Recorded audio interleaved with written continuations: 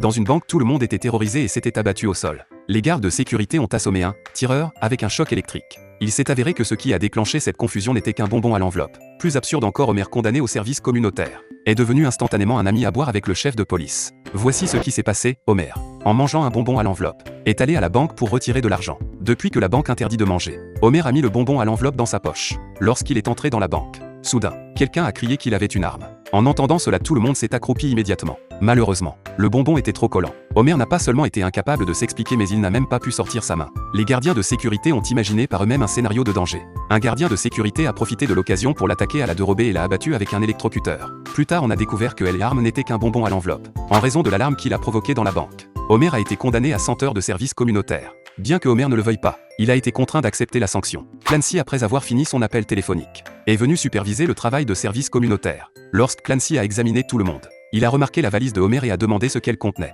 Homer a répondu que c'était son déjeuner. Ensuite, il a partagé un sandwich avec Clancy. Lorsqu'il a attribué les tâches de travail, Clancy a demandé à un monsieur d'enlever les ordures dans l'herbe, au clown de chasser les anciens combattants. Mais il a demandé à Homer de rester avec lui et de bavarder. Les deux hommes se sont allongés sur une chaise longue et ont parlé de nombreuses histoires banales de la vie. Ils ont même parlé des slips personnalisés et de l'anecdote amusante de recevoir des cartes de Noël à cause de cela. Après la conversation, Clancy a invité Homer à boire un verre au bar Molleux. Lendemain, Homer a été incrédule à l'idée de pouvoir prendre le petit déjeuner avec un policier. Après cela, Clancy, lorsqu'il avait du temps libre, emmenait Homer en voiture pour une balade et lui montrait même la technique de faire du café d'une seule main.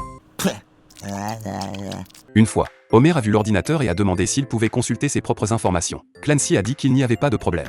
Lorsqu'Homer a vu ses nombreux antécédents criminels, il a demandé s'il pourrait les supprimer furtivement. Clancy a tourné la tête et a fait comme s'il ne voyait pas ce qu'il faisait. Cependant, Homer a fait une erreur de manipulation et a changé son statut en recherché dans toute la ville. Finalement, Clancy a opéré pour que Moe devienne le bouc émissaire. Not a good time to be carrying this cake.